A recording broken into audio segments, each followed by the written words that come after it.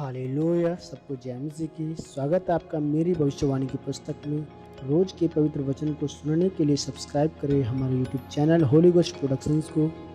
आइए मेरी भविष्यवाणी की पुस्तक में से आज के पवित्र वचन को पढ़ते हैं, जो परमेश्वर के दास प्रेरित अंकुर यूसुफ नरूला जी के द्वारा लिखा गया है।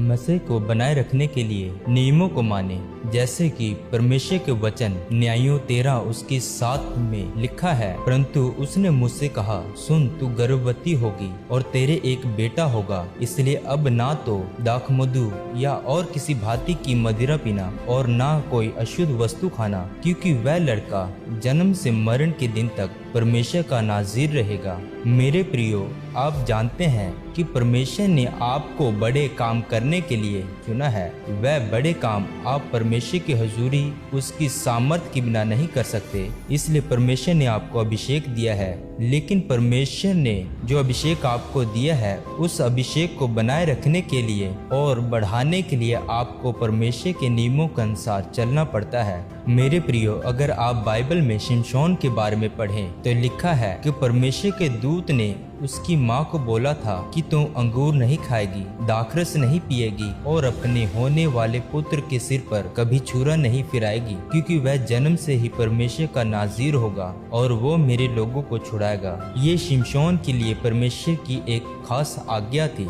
मेरे प्रियो, जब शिमशोन बड़ा हुआ और जब उस पर परमेश्वर का मसह उतरता था तो वह एक गधे की जबड़े की हड्डी से 1000 लोगों को मार देता था।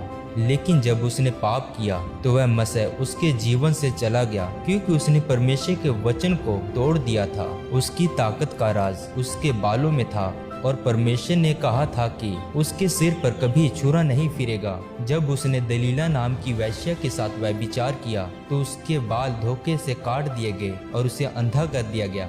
आप जानते हैं कि पाप की मजदूरी मौत है। जब परमेश्वर आपको मसीह देता है तो उसके साथ कुछ नियम भी देता है। अगर आप उन नियमों को पूरा करते हैं तो वह मसीह आपके जीवन में बढ़ता है। ऐसा नहीं है कि शैतान हमला नहीं करता, शैतान हमला करता है, लेकिन अगर आप परमेश्वर के वचनों से उसका सामना करते हैं तो आप शैतान को हरा देते हैं और मसीह में बढ़ते हैं। मेरे प्रियो, हो सकता है कि परमेश्वर आपके जीवन में उस मसीह को बढ़ाने के लिए आपको अपने सबसे अच्छे दोस्त को छोड़ने के लिए बोले, टीवी से दूर रहने के लिए बोले। हो सकता है कि परमेश्वर आपको बोले कि अपना सब कुछ मुझे दे दे। वह आपको उस मसीह में बढ़ाने के लिए कुछ भी बोल सकता है, किसी भी नियम में रहने के लिए बोल सकता है। इसलिए मेरे प्रियो, अगर आप चाहते हैं कि आप वह काम करें जो दुनिया नहीं कर सकती, तो आपको परमेश्वर के द्वारा दिए गए नियमों को मानते हुए परमेश्वर का अभिषेक को अपने जीवन में बनाए रखने की और बढ़ाने की जरूरत है और संपूर्ण पवित्रताई में रहने की जरूरत है। जब आप ऐसा करेंगे तो परमेश्वर अपनी मर्जी को आपके जीवन में पूरी करेंगे और आपको अपने बड़े कामों के लिए इस्तेमाल करेंगे। आमीन।